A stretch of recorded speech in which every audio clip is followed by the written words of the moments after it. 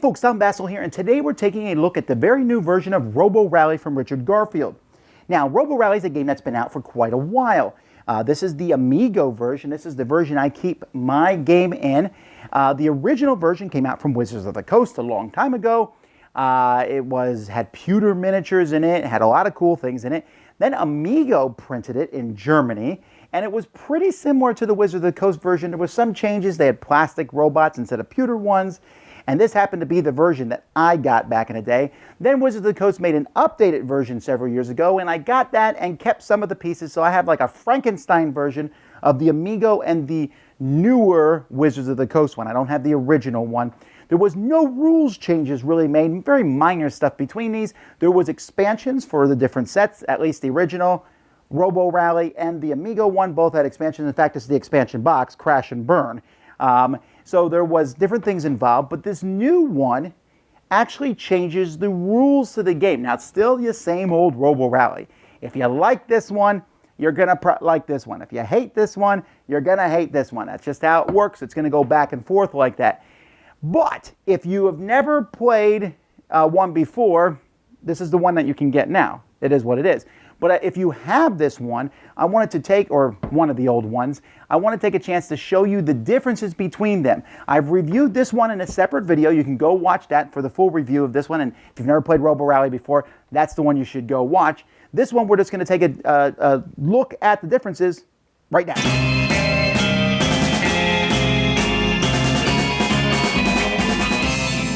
Okay, so we're going to be looking at some boards here. This board itself is from the German company Amigo. You can see that because they put it on the back, which was kind of a waste. This is from the WizKids version. You can see that they put boards on both sides, but they're much thinner boards. This Amigo board is a board. This board is some wimpified thing. But hey, these new boards are better. But hey, look, they're smaller. Now this is kind of interesting because they took it down. The original ones were 3, 6, 9, 12 by 12, so 144 squares. The new ones are 10 by 10, so 100 squares. Now, small boards is not bad. And in fact, you can even put these together, so it's not a big deal. They are compatible. Now, we'll talk about the things on them. On the original boards, there were these spots here. This is where you would get repaired. If you stopped on these, you could get repaired, or sometimes you could use upgrade cards. Well, very few people got upgrade cards, so the new one has these spots here where energy tokens are placed on them. When you land on an energy token spot, you can get an energy token. And then when they're all gone, you can still get one if you land there at the end of turn 5. Other than that, basically the conveyor belts are the same. The original one has 2 types of conveyor belts, blue move 2, yellow move 1. Here we got blue and green. But it's the same thing. They're very easy to distinguish. Both of them have lasers, both of them have the pushing devices, and both of them have these turning devices. Although the new one does not have a crazy board like this. But it does have this board, which is really fun. There's a scenario where you can put the checkpoints on the conveyor belts and they're spinning around. Both have walls. Now, unfortunately, neither one has come close to doing the cool things that the original one did. I love these oil slicks where you would slide all the way down them, or the flames, which would do 3 damage to you when they hit you. Really cool, and they look cool too. And portals, if you land on one spot, you come out the other spot. Portals were a nice thing. This is another Wizards of the Coast. This is the Amigo. The Wizards of the Coast boards were pretty much copies of many of the Amigo boards and the original Wizards of the Coast boards, etc. These new ones are very different, okay?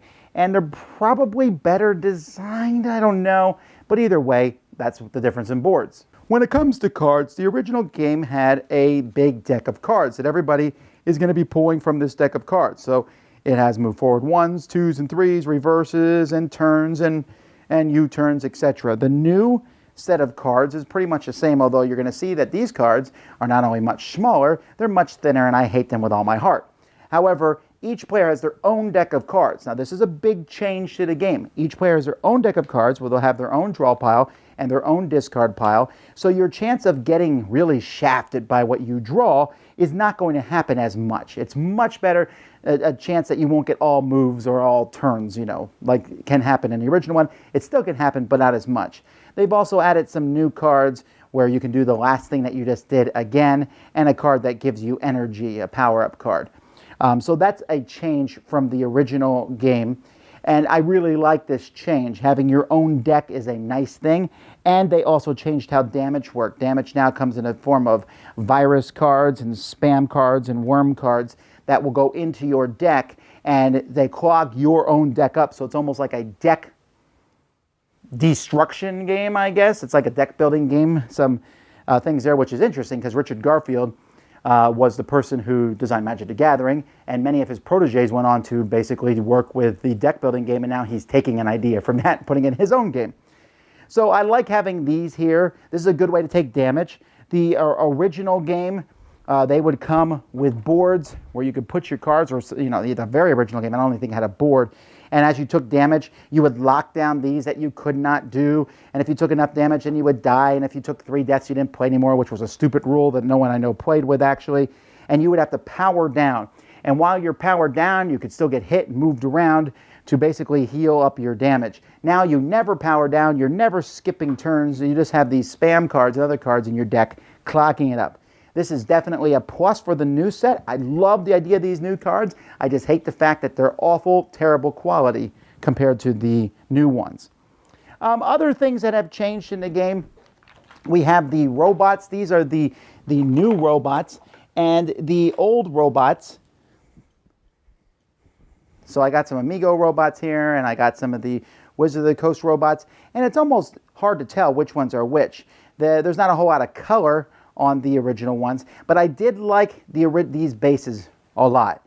You can very easily see where the front of this one is. You can also see what color it is.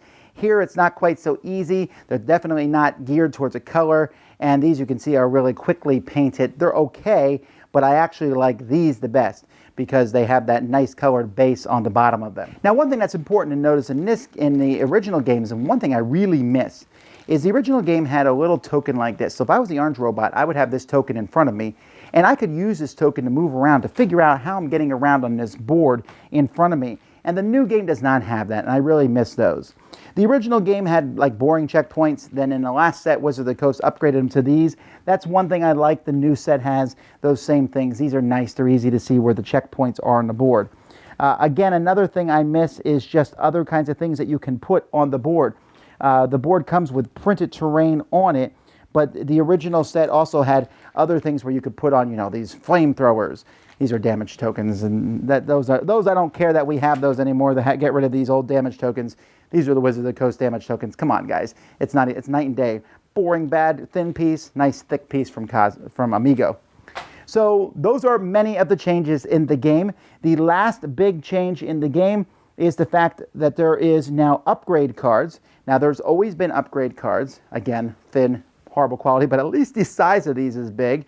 And these are easy to see. And here in the new version, you will be getting these orange cubes through playing of cards, through landing on spots that give them to you. You will start with them. So you can get these. Now, this is a nice big change. The original games had cards that you could get, and they were some pretty neat things. And in fact, some of these are pretty cool, and I wish they would bring back some more of this equipment. But you could only get them if you landed on the wrenches and didn't heal and instead picked up a piece of equipment, and it took a while. And it kind of, you were like pausing, I will not do the race for a bit while I go hunt down one of these things. Now you can get them much more easily, and it makes the game more fun in that regard, as you can have all these equipment and you feel a little bit different than the other robots. I can sum everything up in 2 sentences. Quality is better. Rules are better. Done. I mean, really, that's what it is. I already said this in the other review, and I don't want to keep belaboring the point, but the new version's quality is just awful. Those little cards, even the orange cubes look neat, but they're not that good of quality. It's a mess production-wise. However, the new rules I like a lot. I love the change from that one deck. The original deck, and I showed you the one from Amigo, but I even have I kept both decks just in case. This is the one from Wizards of the Coast, and I like this concept, but you're using numbers on here. Okay, who has the lowest number go first? And it was a little clunky, but it was just that one big deck. Sometimes you felt like, oh, I was in a great position, and I got all turns. In the new set, you probably won't run into that quite as much. So I like having your own deck of cards, and I like the way damage is done now. In the old game, it'd be like, shut down. I'm going to sit here for a turn. Everyone else is having fun. Yeah. Okay, I can go again. What? I got shot 3 times while I was sitting here? No one really liked that, especially that whole you die 3 times, you're out of the game. That was an idiotic rule. Like I said, everyone pretty much ignored that. But having your own deck of cards, that is a great idea. I love that a lot. And I'm trying to think of a way to take these and split them into even decks to give to everybody, because I like to play that way from now on. I just don't want to use those nasty little cards that come in the new set. I also really like the other major change that they made, which was getting the upgrades. I like getting the cubes, collecting cubes. It almost has a King of Tokyo vibe. It's designed by the same guy. What do you know? It really is. He's cribbing from his own games, but that's fine. So the King of Tokyo vibe, where you're collecting these cubes, turning them in and get upgrades, that's a great system. That's way better than accidentally landing on the double wrenches and going, I get an upgrade. Ha ha ha. So I like the game a lot. The new version is better. It has less randomness in it, although it still has a lot of randomness and a lot of chaos. If you like one, you're not going to like the other one. The only thing I can see is if you didn't like the other one because you hated that whole take damage, and then pretty soon you're like limping along with damage, you're like, all right, I will essentially lose a turn, which I think is a bad thing in a game. Well, they got rid of that now, and they've added in this. Now, these new rules are not exactly Richard Garfield's rules. If you go on Board Game Geek, he's written a thing. Wizard of the Coast did not take all his rules. They changed a few of them, and supposedly the ones that he has are even better. But the new rule set, I think, flows more smoothly, although you still need to play with smaller racetracks. It is I feel like the whole little deck building and the buying upgrades, those are the two major changes. I think that they take Robo Rally from being a good game and they upgrade it for the modern era. Many times we talk about games start showing their age over time. Well, Robo Rally could be doing that with some of these things, and this game kind of fixes those problems. That's great. That's good. Now just give us the components to match, and we have the perfect Robo Rally game. So which one to get? Well, obviously, you should probably get the new one. It's $20, right? The old one is much, much more expensive because they're out of print for the most part. But if you find one at a garage sale, I think I'd get it just for the components. Maybe you could use the little cards from the new one and I don't know. Why are they putting them into this Sophie's Choice? Do you want bad components, or do you want the better rules? Bad components, better rules, or do you want the better components, worse rules? Who knows? But that is a comparison. What am I doing, you might want to know? Well, I'm keeping the old one. I want to keep the new one, right? But I hate the component quality so much. I can't mix them together. It doesn't make sense.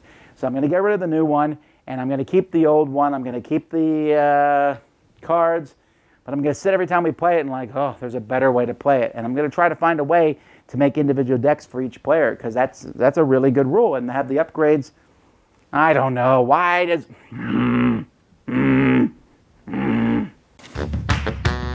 Thanks so much for watching the Dice Tower videos. Find more great videos and reviews, as well as our top-rated audio podcast at Dicetower.com.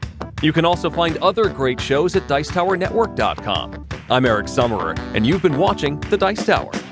The Dice Tower is sponsored by Cool Stuff Inc., where you can find great games for great prices. Cool stuff in stock. Check them out at CoolStuffInc.com.